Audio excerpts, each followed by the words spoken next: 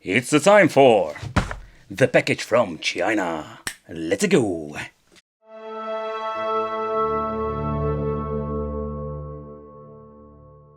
Hey, welcome back to the channel. It's awesome that you're tuning in. Because in this video we are going to take a close look at 3 different products, but they have one thing in common. The first one is a classic one. This is the Super Console X.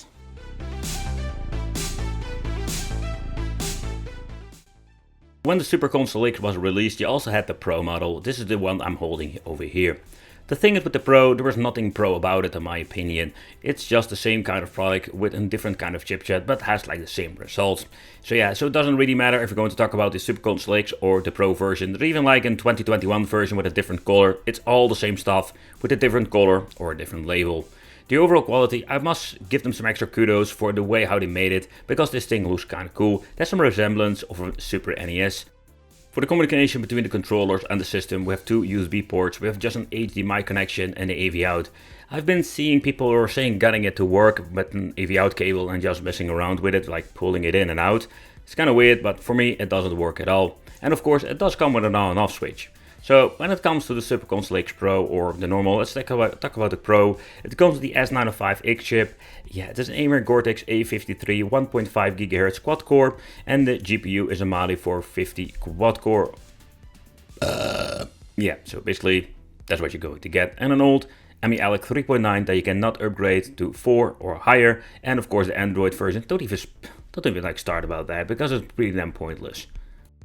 But in general, when you're looking at the Super Console X Pro or the normal, you can play up to PlayStation 1. But particularly if you're just interested in, let's say, the old school stuff, think about some MAME games or just Atari, Commodore 64, stuff like that. It runs just fine, and things like a cheap box like this is absolutely great. It has some limitation with Atomic Wave and 64, PlayStation Portable, but also Dreamcast.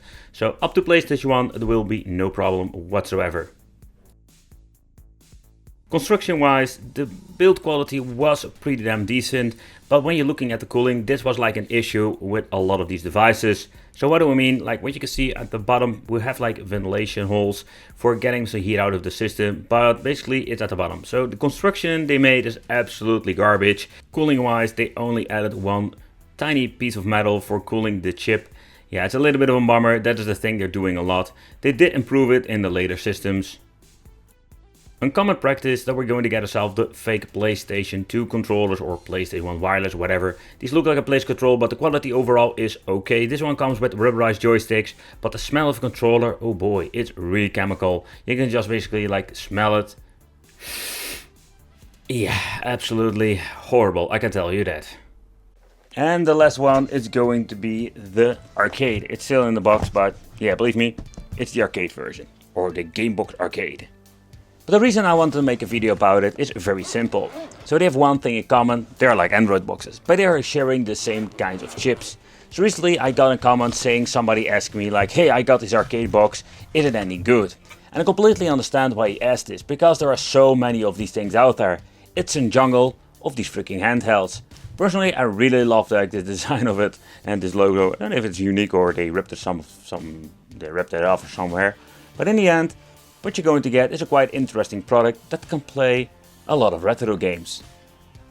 But this is just a great example how they're just going to basically like marketing the same product in a different kind of case. Actually, like it's the same thing like Super Console X, only not we're going to get a box. We're just going to get ourselves 2, let's say, cheaper controllers, HDMI, all the same stuff that we're going to get with the Super Console X. Yeah, but we do have like a very cool carrying case. I really appreciate that. Of course, they did implement, like say, a nice manual about Emulation. That's, by the way, software you can just download for free and make these boxes way cheaper yourself, by the way. The thing is, you can just actually just make it yourself cheaper and better maybe. But for now, let's take a close look at the controllers. It comes with a very basic power supply, like the cheap to the cheap. You can see like they're like budgeting out over here. This thing comes even like with wired controllers, and they are like, this is like the maximum chemical versions. And what do we mean with the chemical version? They smell really horrible, even from a distance, and they don't even have like a rubberized joystick. So the arcade box is basically like a way cheaper thing to basically not only get, but also to have. Like the controls are absolutely like cheap up to the point I'm thinking they smell chemical, they feel like garbage, and this is absolutely not the way you want to play. If you don't know how to connect a controller, I'm just going to use myself an Xbox 360 for once, because this is absolutely way better. This is what we're going to get, just the basic menu like with the Super Console X. So Emulation, need to take consideration, this is just a software you can basically like download yourself, add yourself the emulators and the files that you need. So you can basically build it yourself, maybe cheaper. But this is just a plug and play solution, so what you can play with this thing is like pretty damn impressive. So you can play the old school stuff like Sinclair, Atari, Commodore 64, Amstrad, CPC, but there is also so much stuff you can play, Neo Geo, Arcade, but what we're going to test out is the systems like Atomic Wave, Sega Dreamcast, PlayStation Portable. This thing has so much to offer, but take consideration that some of the boxes are having like really old and low specs, so we will occur some issues when it comes to emulation performance, and of course, are some of the games even playable. And just a common practice, that are using the S905 chipset that comes with a quad-core AMD Cortex A53, and of course with the GPU we're going to get ourselves the 450. It's all the same stuff, and of course also with the same results. But let's take a close look inside of the machine itself, and what you can see is we have like a completely different, let's say, color of a PCB. Some are blue, some are black, but what you're going to see is like the same configuration when it comes to the USB ports, the on and off switch, RD45 connector. The only thing I firstly noticed is that we have like two RAM modules that we didn't have with the previous model, but the amount is exactly the same. Also here the board says S905. I'm just coming on sometimes, I'm thinking like, is this like something they just packed up in a new case, or is this just, yeah, they did implement like a tiny cooling element, but it's even like smaller than a previous one. But at the back we're going to find ourselves the sticker that also indicates that this thing is absolutely a used product. That's not a bad thing, it's good for like e-waste, but that's basically what we're going to get inside the case. Then we're having the Pauky box. The Pauky box was a completely different, like say, brand design. It came in all kinds of variations, but maybe you already seen what I'm meaning. Like we do have like a lot of things in common. So when you're looking at the cases over here, there are some, similarities, because that is what he did. They just like ripped off the Super Console X.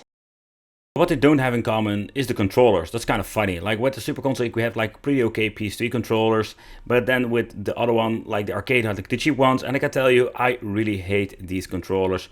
The form factor is not bad at all, but just the way how they actually feel and how they play. To work with the dongles, you're just going to plug it in, put in two AAA batteries, and you're ready to go. But the controllers are absolutely rubbish.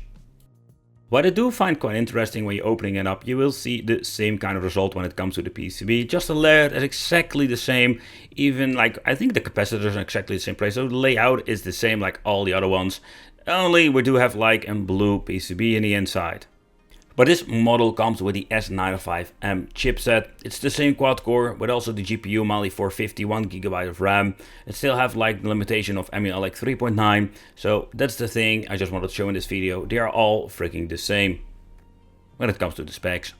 But also when you're looking at the software, it's the same kind of version. They even use the same freaking layout, and it also means we're going to have like the same results up to PlayStation 1, having okay performance, but above that we do have like a mixed bag when it comes to that. But what can we actually play? Let's do some games, let's do some quick testing of all of the boxes, and this is basically the end result, what you can actually play on these things very well. What you will see is that the games, like the really old stuff, a lot of Chinese handhelds back in the day had a problem with the new Super Console X Pro, we have no problem, and most of these games run just fine.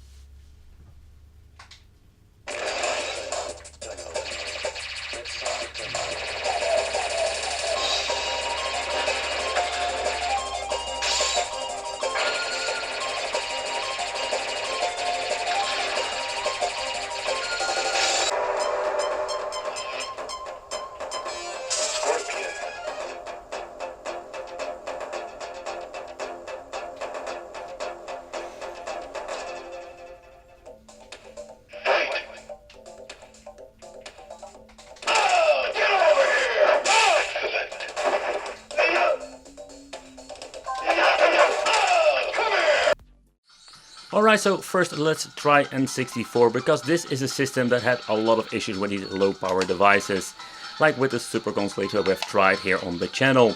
But if you just want to play it on native resolution, no fancy upscaling, this will run just fine. But take consideration, a lot of games that are more demanding will not run very well or at all. Okay, so because of the low power chip, and it's not a good combination with the PP SSPP emulator. Games like Metal Slug and two-dimensional game will run just fine with some glitching, if you can live with it. But when you're going to get into the 3D, then we're going to get some issues. It's a little bit of a bummer in my opinion. But yeah, this is what you're going to get with most of these cheap boxes. Like I'm always saying, for the money, you can't complain. Okay, so next up, let's try some PlayStation 1.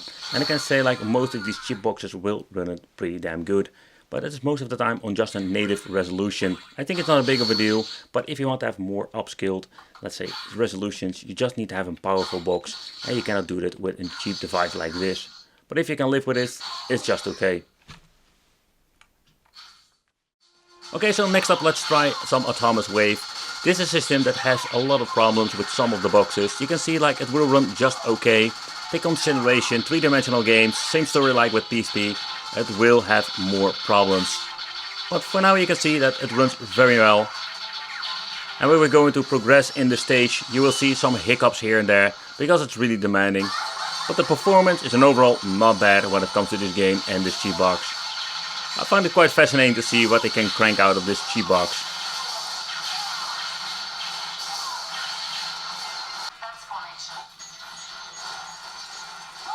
Okay, so when it comes to Sega Dreamcast, this is not running on the Redream emulator, and the reason I'm saying Redream, because Redream is personally like one of my favorite emulators, because the compatibility with a lot of games is just superb. But it is not possible with this 3.9 MELEC. Still, the performance and overall is not bad at all. You can see this game runs very well, and a lot of other games will too. But of course, we always have like hiccups, glitches, stuff like that. When you like deep. So basically, when you're looking at the 3 boxes, they all have one thing in common. Also, is that not only they're Android, but they also have like the S905 chip inside. And with this chip, it's not like super bad, but this is like the cheap to the chip. Because when you're looking at specification, what you can play with it, it is all exactly the same. Some have like a different SD card, or have like a different kind of mainboard layout, or just another color. But when you're looking at the specifications and all these things that you can play with it, it's more of the same. And that is a little bit of a bummer. But that is something that we have seen in the last couple of months, or better said, like the last couple of years. They're releasing all kinds of weird names, and they're like keep doing the same thing all over again, confusing us all, think there is something new, but in the end, what you're going to get is the same stuff all over again. But let's do a quick overview of some of these boxes, what can you basically do with it, and is it even worth picking up now?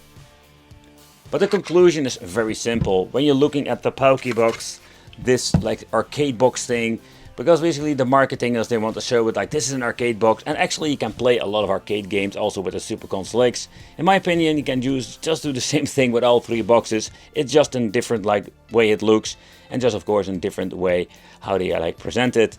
But you can also like play the same kind of games, and they will all have the same limitation when it comes to the gameplay. Let me know in the comments which one do you only have like think about buying it, or do you already have one of these things.